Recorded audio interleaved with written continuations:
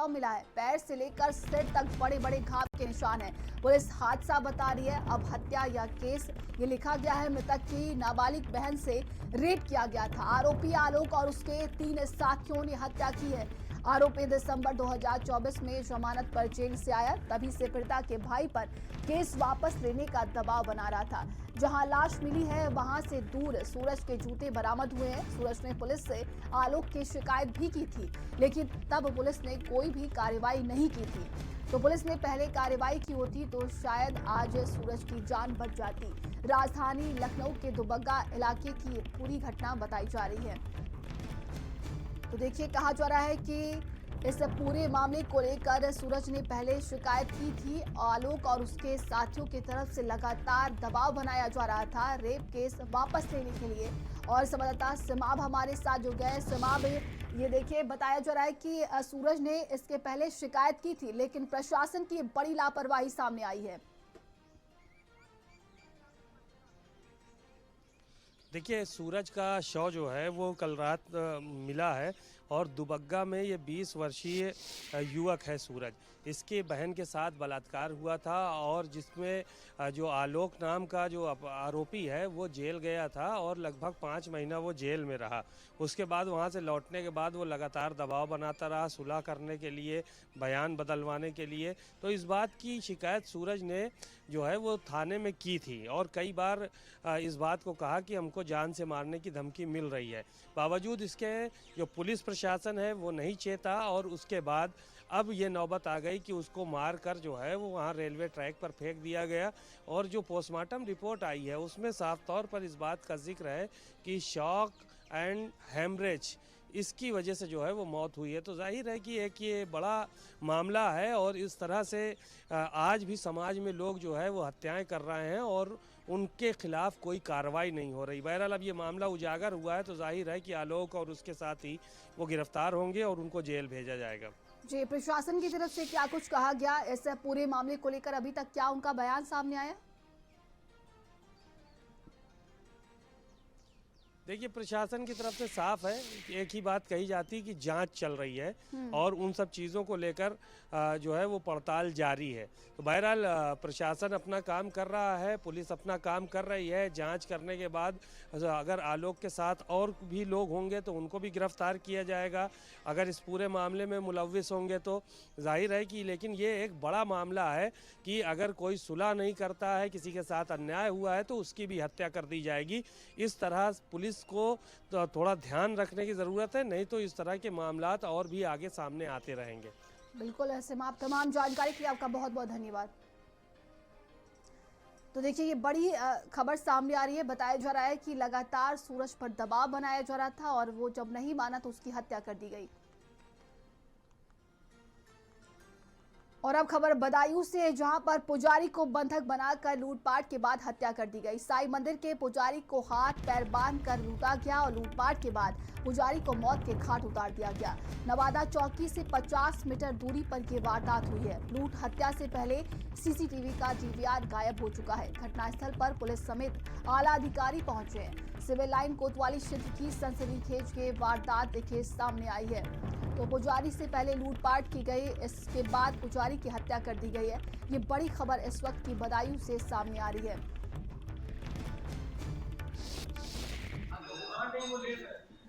हम आए तो यहाँ कोई लाइट नहीं जल रही थी, तो कहा पंडित जी आवाज कही दी, लेकिन आवाज नहीं आई। फिर उन्हें कही मनोज नहीं, तब भी आवाज नहीं आई। तब वो ऊपर गए तो गेट में कुंडी पड़ी थी बाहर से, तो उनने गेट खोला, दरवाजा खोला और बेहोश पड़े थे, ब्लड प्रेशर मरीज वही पता नहीं ढीले हुई गए जले। वो नीचे उतर के आए तो भाई हमें हिने मिल गए, चले हम आ गए। तो उन्हें देखिए गड़बड़ हो गया, पंडित जी बंधे पड़े हैं और सामान ये इतर बितर है, लाइट नहीं जल रही है। संवाददाता विपिन हमारे साथ जुड़ गए हैं। विपिन, लूटपाट के बाद पुजारी की हत्या कर दी गई, क्या अधिक जानकारी? देखिए, आपको मैं पूरा मामला बता दूं। सिविल थाना क्षेत्र के ये नवादा चौकी है। नवादा चौकी से मात्र 50 कदम की दूरी पर घटना को अंजाम दिया गया है। एक सर्वेश्वर साईं मंदिर करके ये मंदिर है। यहाँ पर एक मनोज नाम के पुजारी जो है यहाँ पे रहते थे और रोज की तरह वो रात भी वहाँ पर सोए हुए थे। तो अज्ञात तो कुछ लोग बताए जा रहे हैं कुछ चोर थे या बदमाश थे, तो अभी जांच का विषय है। पुलिस इस पर जांच कर रही है। वो अंदर दाखिल होते हैं और क्योंकि जो पुजारी थे उस पुजारी का पैरों में पैर भी बंधे हुए थे, गला भी एक जो कपड़ा था कपड़े से बंधा हुआ पाया गया है। हालांकि पुलिस की माने तो पुलिस ये कह रही है कि मात्र जो एक मुकुट होता है चांदी का उसकी मिसिंग होने की बात की जा रही है, लेकिन जो अध्यक्ष वगैरह हैं उसके वो लोग 2 मुकुट की बात कर रहे हैं। चांदी के जो 2 मुकुट है उनके साथ वो वहां से नहीं मिल पा रहे हैं। तो लूटपाट जैसी घटना को भी जिस तरीके से अभी नकारा नहीं जा सकता, लेकिन वो जल्दबाजी होगी इसमें कहना। हालांकि पुलिस सब एंगल से इसमें जांच कर रही है कि कोई किसी तरीके की रंजिश तो नहीं थी या फिर किस तरीके का मामला था। तो चूंकि इसमें बात करूं तो खास करके बदायूं में क्राइम का बहुत बड़ा क्राइम लगातार बढ़ता हुआ चला जा रहा है, क्योंकि आज ये घटना हुई है, कल गौकसी की घटना को सामने लाया गया था। हालांकि बजीन पुलिस ने उसको नकार दिया और बाद में एक काला जो पड्डा होता है उसको बता दिया गया कि वो जो है वहां पे हुई है। तो इस तरह की घटनाएं जो है लगातार बढ़ रही है और एसएसपी बदायूं लगातार इस क्राइम पर कंट्रोल करने की पूरी कोशिश कर रहे हैं, लेकिन फिर भी जो थाना अध्यक्ष नए इनको चार्ज अभी नया दिया गया है वो क्राइम कंट्रोल करने में पूरी तरीके से सुपर फेलियर नजर आ रहे हैं। अब देखने वाली बात होगी इस पर, इसका खुलासा होता है किस तरीके से इसकी हत्या की गई है गला दबाकर या लूटपाट। तमाम जानकारी के लिए आपका बहुत बहुत धन्यवाद। खबर गोंडा से, जहां पर स्ट्रीट लाइट को लेकर विवाद हो गया, बुजुर्ग की हत्या कर दी गई है। 70 साल के बुजुर्ग की हत्या से सनसनी मच गई है। पड़ोसियों ने ईंट पत्थर से मौत के घाट उतार दिया। बहू ने तहरीर देकर थाने में शिकायत की है। रात होने पर पोते ने स्ट्रीट लाइट जलाई थी। संवाददाता राजेश हमारे साथ जुड़ गए। राजेश, क्या कुछ अपडेट है इस पूरे मामले को लेकर? देखिए, नरेंद्रपुर गांव का मामला है और नरेंद्रपुर गांव में कल शाम को 6 बजे जो जगदम्बा है, इनका जो पौत्र है, उसने शाम को 6 बजे अंधेरा हो गया तो उसने अपने घर के सामने लगी हुई खंभे पर स्ट्रीट लाइट को जलाया ही था कि इतने में ही जो इनके बगल में जो लोग रहते हैं उन लोगों ने इसका विरोध करना शुरू कर दिया, जिसमें बड़कन्नू है, समर सिंह है, रामरूप है और उनकी पत्नी गंगा जली है। ये सारे लोग निकल करके बाहर आ गए और उन्होंने पत्थरबाजी कर दी और वही पत्थर आकर के जो जगदम्बा है उनके सर पे लगा करके गंभीर रूप से घायल हो गए। आनंद फानंद में तत्काल इनको लेकर के लोग अयोध्या मेडिकल कॉलेज के वहां पर ले जाकर के जब इनको भर्ती कराया तो वहाँ ने डॉक्टर ने कुछ देर बाद उनको मृत घोषित कर दिया। फिलहाल बॉडी अभी अयोध्या मेडिकल कॉलेज में ही है। उसकी पत्नी जो पुत्र वधू है उसने आकर के इस पूरे मामले की जो तहरीर है नवाबगंज थाने में दी है और नवाबगंज की पुलिस इसमें आगे की कार्रवाई करने में जुटी हुई है। तमाम जानकारी के लिए आपका बहुत बहुत धन्यवाद। तो इस पूरे मामले की अब जांच पड़ताल की जा रही है। देखिए, बुजुर्ग की हत्या कर दी गई है।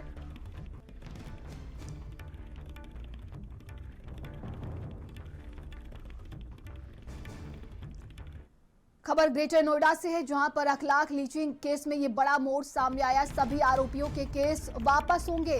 दादरी में 2015 में अखलाक की हत्या हुई थी। भीड़ ने पीट कर अखलाक को मारा था। यूपी सरकार पूरा केस ही वापस लेने की तैयारी में। सरकारी वकील ने इसकी पुष्टि की है। इस संबंध में कोर्ट को पत्र भेजा गया है। मामले की अगली सुनवाई 12 दिसंबर को होगी।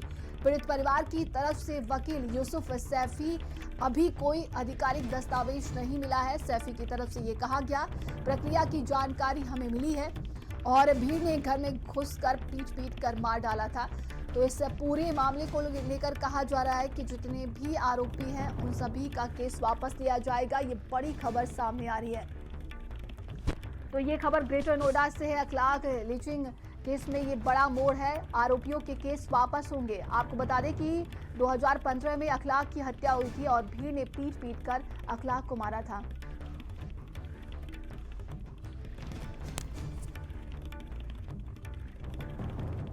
संवाददाता दानिश हमारे साथ जुड़ गए हैं। दानिश, बताया जा रहा है कि सभी आरोपियों के केस वापस लिए जाएंगे। क्या अधिक जानकारी है इसको लेकर? बिल्कुल, देखिए, बिसाड़ा जासा के बिसाड़ा इलाके में जो कि चौहानों का गांव है, ठाकुरों का गांव है, वहां पर 2015 में बकरीद के दूसरे दिन यहाँ पर एक लिंचिंग हुई थी। लिंचिंग की घटना हुई थी जिसमें अखलाक को गौमांस, घर के अंदर गौमांस रखने के आरोप में वहाँ के लोगों के स्थानीय लोगों ने ही लिंचिंग कर उसकी हत्या कर दी थी। काफी ज्यादा ये मामला गरमाया था। उसमें 15 से 20 लोग नामजद किए गए थे। ये केस चल रहा था। हालांकि उस वक्त प्रदेश सरकार की तरफ से अखलाक के परिवार को भी काफी मदद करी गई थी और वो लोग वहाँ से पलायन कर गए थे, दूसरी जगह रहने लगे थे।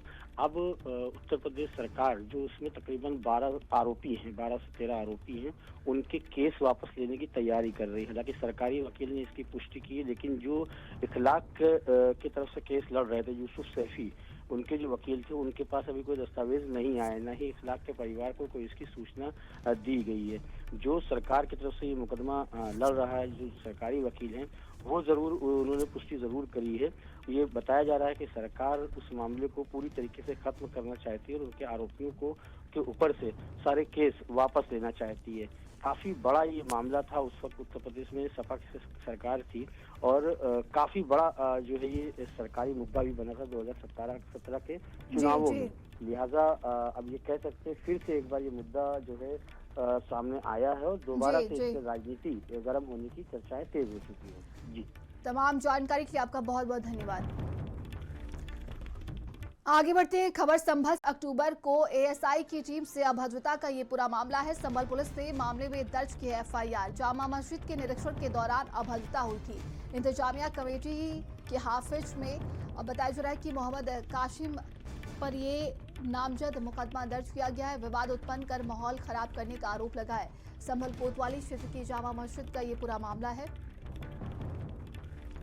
तो हाफिज और मोहम्मद काशिफ खान पर ये मुकदमा दर्ज कर लिया गया है। एफआईआर दर्ज हुई है इस पूरे मामले को लेकर।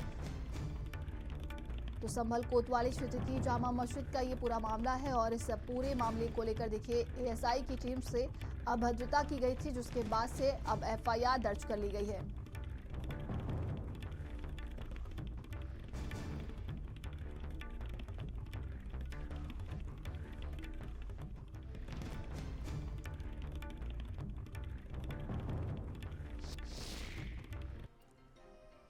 संवाददाता सुनील राघव हमारे साथ जुड़ गए हैं। सुनील, एएसआई की टीम से अभद्रता के मामले में एफआईआर दर्ज की गई, क्या अधिक जानकारी?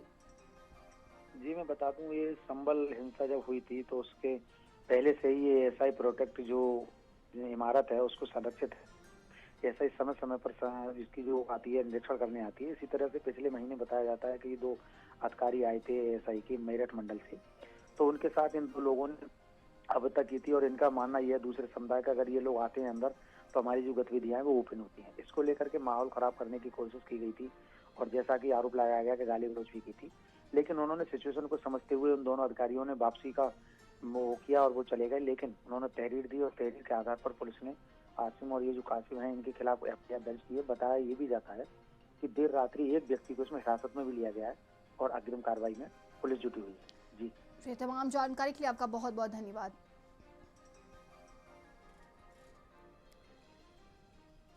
खबर रायबरेली से, जहां पर हादसे का लाइव वीडियो सामने आया है। अलग अलग बाइक सवार हादसे का शिकार हो गए। सड़क हादसे में 5 लोग घायल हुए थे। गुरबख्शगंज थाना क्षेत्र के किलौली चौराहे की ये पूरी घटना है और देखिए ये किस तरीके से यहां पर हादसा हुआ था। ये खबर रायबरेली से है और इस हादसे का ये लाइव वीडियो अब सामने आया है। तो अलग अलग बाइक सवार इस हादसे का शिकार हुए और 5 लोग इसमें घायल हो गए थे। गुरबख्शगंज थाना क्षेत्र के किलौली चौराहे की ये पूरी घटना है और इस घटना का देखिए ये लाइव वीडियो अब सामने आया है।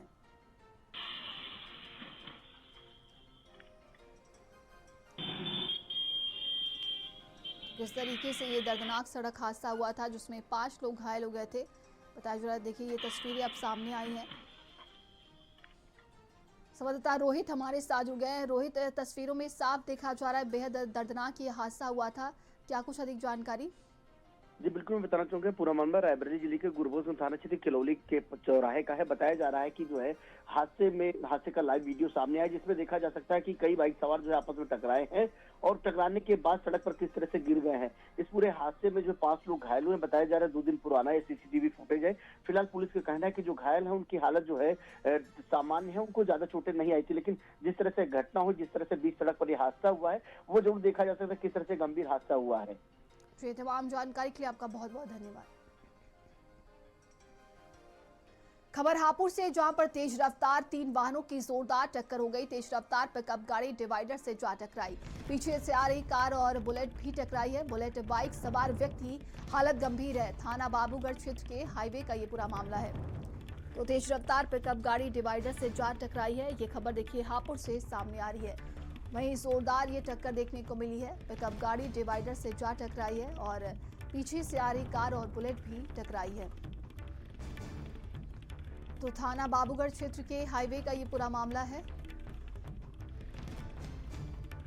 तो देखिए किस तरीके से ये दर्दनाक हादसा हुआ है। तेज रफ्तार का ये कहर और 3 वाहन आपस में टकरा गए हैं। तो पुलिस की टीम भी मौके पर पहुंची है और ये तस्वीरें आप देखिए, पिकअप पूरी तरीके से क्षतिग्रस्त हो गया। ये दर्दनाक हादसा हुआ है। ये तेज रफ्तार का कहर देखने को मिल रहा है।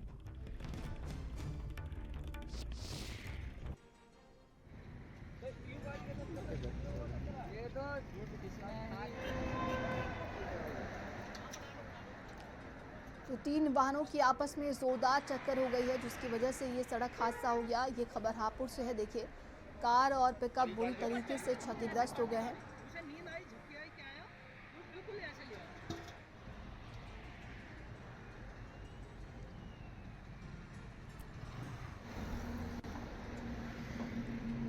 खबर हापुड़ से, जहां पर देखिए ये दर्दनाक सड़क हादसा हुआ है और बताया जा रहा है कि 3 वाहन आपस में टकरा गए।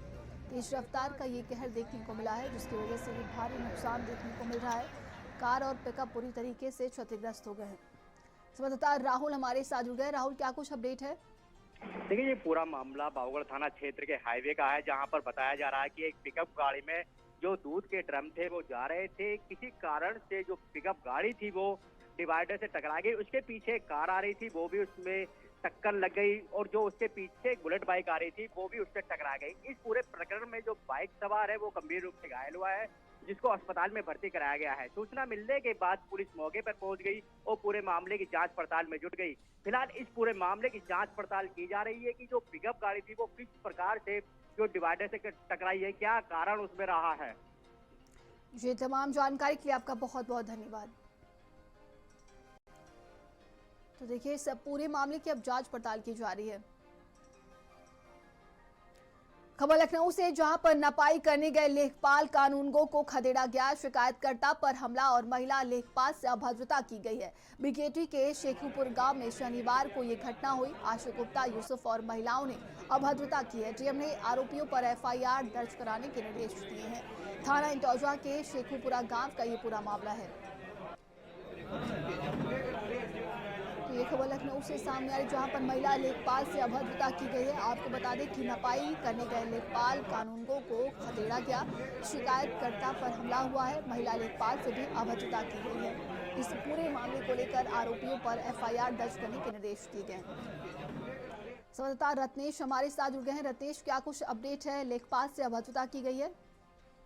आपको बता दें, शनिवार को तहसील दिवस का समाधान दिवस चल रहा था। वहाँ पे जो है लखनऊ के डीएम विशाख जी जो है फरियादियों की फरियाद सुन रहे थे। वहीं पे शिकायत आई थी कि सरकारी चकमार पे कब्जा है। वहीं जब चकमार को खाली कराने के लिए लेखपाल की टीम और कानूनगो की टीम वहाँ पे मौके पर जाती है शिकायतकर्ता संजय अग्रवाल के साथ, तो वहाँ पे जो स्थानीय लोग होते हैं वो जो है संजय अग्रवाल की जो साथी सहयोगी होते हैं उन पर जानलेवा हमला कर देते हैं लाठी डंडों से। जब हमला कर देते हैं तो तहसील जो है जो लेखपाल और कानूनगो होते हैं वो अपने कार्य को जो है रोक देते हैं। तो कहीं ना कहीं जो है जब कार्य को रोक देते हैं, उनसे बात होती है कि हमको डीएम साहब ने सरकारी चकमार को नापने के लिए भेजा है, तो उनसे भी जो है अभद्रता से बात की जाती है, लाठी डंडों से उनको खदेड़ दिया जाता है। तब वो जो है लेखपाल और कानूनगो डीएम से आके जो है गुहार लगाते हैं। गुहार के बाद डीएम ने तहसीलदार को तत्काल प्रभाव से जो है एप्लीकेशन लिखकर और जो है उन दबंगों के खिलाफ इटौंजा थाने में शिकायत दर्ज करने के लिए कहा है और ये कार्रवाई करने के लिए आदेश दिए। जी, तमाम जानकारी के लिए आपका बहुत बहुत धन्यवाद।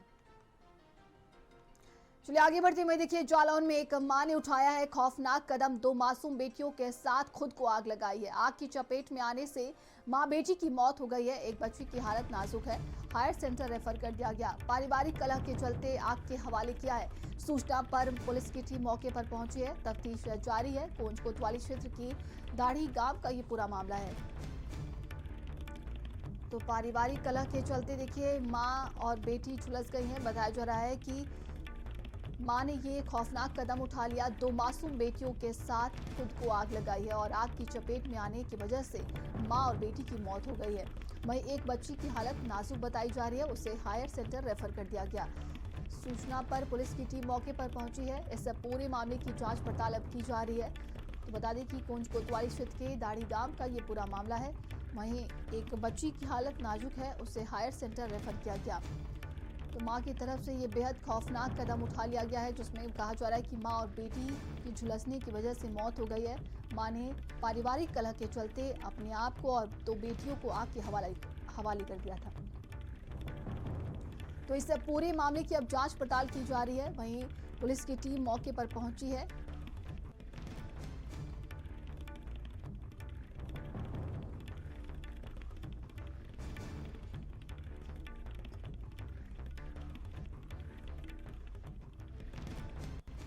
संवाददाता असद हमारे साथ जुड़ गए हैं। असद, क्या कुछ अपडेट है? ये देखिए मां की तरफ से बेहद खौफनाक कदम उठाया गया है। वाकई हैरान करने वाला मामला है, क्योंकि पारिवारिक कलह के चलते एक महिला ने खुद को और 2 मासूम बेटियों को आग के हवाले किया। फिलहाल मौके पर ही जो माँ थी और बड़ी बेटी थी उसकी मौके पर मौत हो गई है। माँ का नाम आरती 27 वर्ष की बेटी थी और बेटी जो बड़ी बेटी थी उसका नाम पीहू था 7 वर्ष, दोनों की मौत हो गई है। जो दूसरी बेटी है वो 3 साल की है जिसका झांसी में इलाज चल रहा है। फिलहाल पुलिस मौके पर जांच पड़ताल कर रही है और ये मामला कोंच कोतवाली का है। जी तमाम जानकारी के लिए आपका बहुत बहुत धन्यवाद।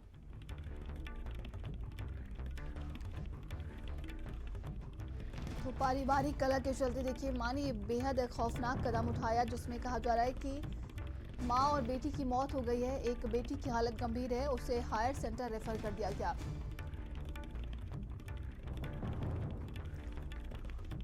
तो इस पूरे मामले की अब जांच पड़ताल की जा रही है। कोंच कोतवाली क्षेत्र के दाढ़ी गांव का ये पूरा मामला है और पारिवारिक कलह के चलते ये खौफनाक कदम उठाया गया है।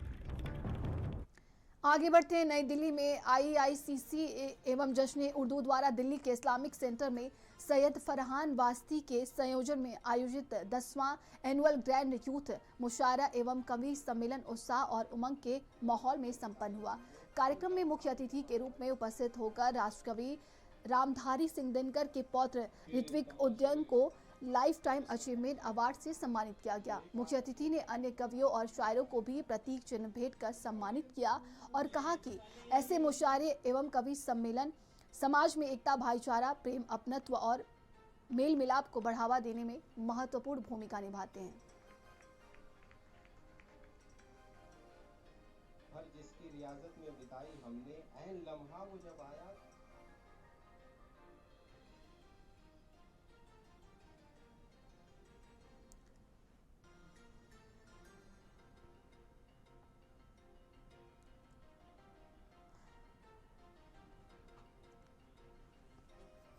तो IICC के मंच पर देखिए किस तरीके से बड़े कवि और शायर यहाँ पर इकट्ठा हुए थे।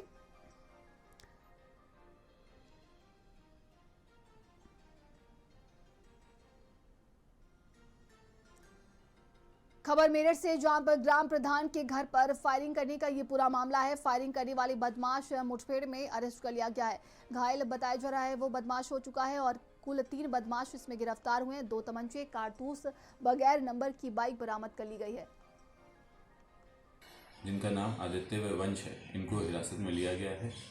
प्रारंभिक पूछताछ में पता चला है कि ये तीनों व्यक्ति जो ग्राम पाली में 6 नवंबर 2025 की घटना हुई थी उसमें वांछित चल रहे थे और इन तीनों के ऊपर ही कई मुकदमों का आपराधिक इतिहास भी है। घायल को उपचार हेतु अस्पताल में भर्ती कराया गया है। अग्रिम विधिक कार्रवाई की जा रही है। खबर प्रतापगढ़ से, जहां पर पुलिस और बदमाशों के बीच में मुठभेड़ हो गई है। 2 बदमाशों के पैर में गोली लगी है। तमंचा, कारतूस, बाइक, रुपए बरामद कर लिए गए। दोनों बदमाश भाई उत्तराखंड के निवासी हैं। कोहंडौर थाना कोनी नहर के पास ये मुठभेड़ हुई है। अब भोले भाले पैसेंजर्स को जो ट्रेन और बस से आते थे, इनको अपना शिकार बना रहे थे। ये इनको बिठा के ले जाते थे अपना घर छोड़ने के का बहाना करके और रास्ते में अपना सामान फेंक देते थे और कहते थे मेरा सामान खुद का लेते आओ, और इनका पैसेंजर्स का सामान लेके रफू चक्कर हो जाते। इस तरह की धोखाधड़ी का काम ये लोग लगातार कर रहे थे। ये मुठभेड़ में ये लोग घायल हुए, इनसे तमंचा बरामद हुआ है, मोटरसाइकिल बरामद हुआ है।